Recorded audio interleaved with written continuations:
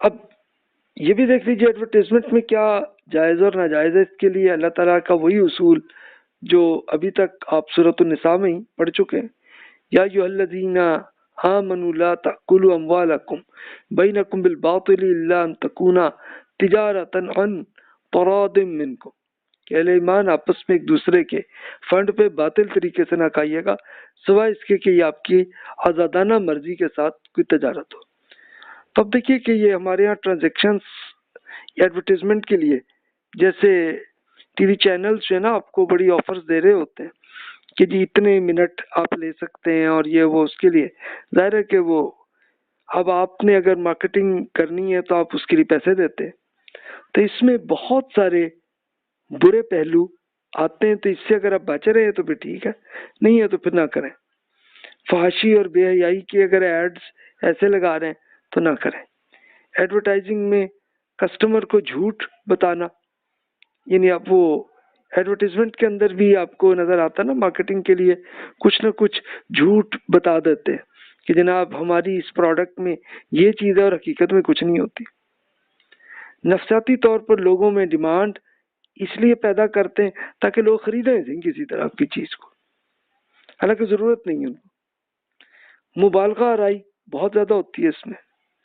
حرام اشیاء یا حرام سروسز کی مارکیٹنگ چلتی ہے کہ مثال کے طور پر یہ غیر مسلم ممالک کے ہاں یہ زیادہ ایڈورٹیزمنٹ آپ کو نظر آئے گی کہ شراب کی بڑی مارکیٹنگ آپ کو نظر آئے گی.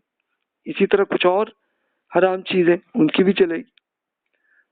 تعیش پرستی کی مارکیٹنگ، یعنی اتنی خوبصورت بنا کے وہ دکھا دیتے ہیں کہ آدمی بڑی مہنگی چیز خرید لے کسی طرح. صارفین کے جذبات کو اپیل کرتے ہیں اور غریب طبقے میں مایوسی بھی آ جاتی ہے کہ ہاں جی ہمارے پاس پیسے نہیں، ہم نہیں کر سکتے، لیکن دل بڑھا رہا ہوتا ہے کہ یہ لیں چیز کو. اسراف کی عادت بنایا جاتا ہے اس میں. تو یہ دیکھیے یہ ایڈورٹائزنگ اور مارکیٹنگ کے طریقوں میں یہ چیزیں برے ہیں.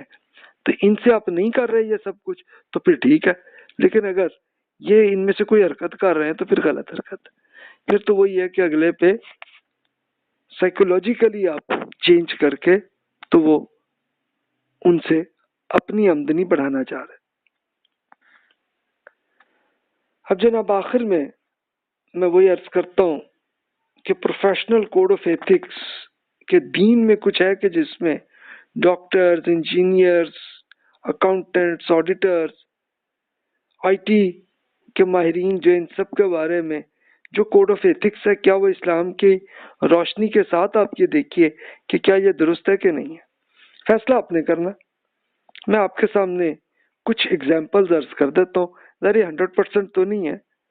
تو فزیشینز، ڈاکٹرز کے لیے کوڈ آف ایتھکس میں یہ لازمی ہے کہ بینیفیشینز کہ آپ اگلے کا فائدہ اٹھانے کے لیے یہ کریں. نان میلیفینیس یعنی نقصان نہ پہنچائے کسی پہ. آٹونومی، کانفیڈینشیلٹی کہ اگلے کی کوئی بیماری ہے تو اس کو آپ نہ پھیلائیں، لوگوں کو نہ بتائیں، چھپا کے رکھیں. سوشل جسٹس، عدل کے ساتھ یہ کریں. پروسیجرل جسٹس کہ آپ کو جتنا طریقہ آتا ہے، جتنا آپ نے پڑھا ہے یا آپ نے ایکسپیرینس ہے تو اس کے طریقوں کے مطابق ہی کریں، صحیح طریقے سے کریں، غلط طریقے سے نہ کریں. پھر ویراسٹی کہ صداقت، سچائی کے ساتھ ہر چیز کو آپ اگلے کو بتائیں بھی کہ جناب یہ ہے اور ہاں جی یہ مجھے اس کی سروسز نہیں، مجھے نہیں معلوم اس کی. فیڈیلٹی یعنی خلوص ہونا چاہیے. اب آپ یہ بتائیے کہ آپ نے قرآن پاک ابھی تک جو کچھ پڑھا ہے تو اس میں دیکھیں کہ یہ کوڈ آف ایتھکس جو ڈاکٹرز کے لیے ہے کیا یہ درست ہے کہ نہیں ہے، میچ کر رہی ہے قرآن سے کہ نہیں. فیصلہ آپ نے کرنا. اسی طرح آپ کے سامنے انجینئرز کے کوڈ آف ایتھکس کچھ عرض کر دیتا ہوں. Hold paramount the safety, health and welfare of the public کہ آپ لوگوں کے لیے سیفٹی کے ساتھ، لوگوں کی ہیلتھ کے ساتھ آپ نہ کھیلیں، بلکہ اس طریقے سے اپنی جو کام بھی آپ نے کرنا ہے، بلڈنگ بنانی ہے، کچھ کوئی اپنے روڈ بنانا ہے تو اس میں اس چیز کا خیال کریں. Perform services only in areas of their competence, کہ جہاں آپ کو صلاحیت ہے بس وہیں پہ کام کریں، دوسری طرف نہ کریں. Issue public statement only in all objective and truthful manner, کہ بالکل سچائی کے ساتھ کریں جو کرنا چاہ رہے ہیں. ایکٹ آف ایچ امپلائر اور کلائنٹس ایز فیتھفل ایجنٹس، کہ آپ اگلے کے ساتھ خلوص کے ساتھ اپنے لوگوں کا آپ جو کام کر رہے ہیں تو یہ لازمی ہے. اوائڈ ڈسیپٹیو ایکٹس، کہ دھوکہ بازی بالکل نہ کریں. Conduct themselves honourably, responsibility, ethically and lawful, کہ ان قانون کے مطابق اعلیٰ اخلاق کے ساتھ اور آنریبلی، کہ ایک دوسرے پر خلوص کے ساتھ آپ یہ کر رہے ہیں تو یہ کریں. تو یہ دیکھیں انجینئرز کا یہی گوگل میں نے اس میں سے یہ عرض کیا کچھ. اسی طرح اکاؤنٹنٹس کے لیے ان کے کوڈ آف ایتھکس میں دیانت داری، سچائی، تعصب کے بغیر کام کرنا، اپنے کام کو سمجھنا اور صلاحیت رکھنا، اور دوسروں کی ذاتی انفارمیشن کو چھپانا یہ بھی لازمی ہے آپ کے لیے.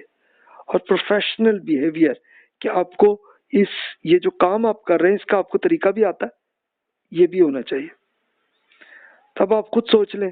اچھا آپ یہ دیکھیے کہ یہ جو آبجیکٹیوٹی، کہ جس میں تعصب کے بغیر کام کریں، تو یہی سیم وہی چیز علم الفقہ میں بھی یہی چیز آتی ہے، یہی ہونی چاہیے. اگر تعصب ہے کہ آپ بس اپنے گروپ کے ساتھ ہیں اور بس ویسے ہی سوچ رہے ہیں تو پھر نہ کریں. اسی طرح آڈٹ کے لیے کیا کیا ضرورت ہوتی ہے؟ انٹیگریٹی اینڈ آنیسٹی، وہی دیانت داری، سچائی اور تعصب کے بغیر کام کرنا. دوسروں کی ذاتی انفارمیشن کو چھپانا، کہ وہ نہیں، اب دوسروں کی ہر ایک کی ذاتی چیزوں کو نہ پھیلائے نا.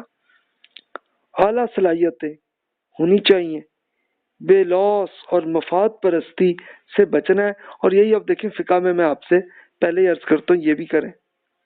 اور خود کو ذمہ دار سمجھ کے کریں، یعنی کہ اس کا اصل میں ہم اکاؤنٹیبلٹی کبھی اس دنیا میں بھی ہو جاتی ہے لیکن آخرت میں تو کنفرم ہے اللہ تعالیٰ نے اس کا، پھر ہم نے جو کچھ کیا اس کا فائنل رزلٹ اللہ نے دینا ہے. اس طرح IT کی ایتھکس کو دیکھ لیں، integrity, objectivity, professional competence, confidentiality and professional behaviour, یہ ہونا چاہیے. وہی بات ہے، سب جتنے بھی کام ہمارے یہاں ہوتے ہیں ان سب کے یہاں کوڈ آف ایتھکس.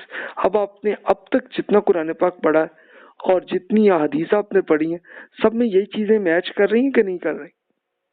تو آپ کو یہ نظر آئے گا کہ اللہ تعالیٰ نے اب سے 1400 سال پہلے وہ طریقے بتا دیے جس پہ انسان، بلکہ اس سے پہلے آپ چلے جائیں قدیم سے قدیم کتابیں آپ پڑھ لیں، تو رات میں پڑھ لیں، وہاں پہ بھی وہی ملے گا آپ کو. یہ ہے کمال.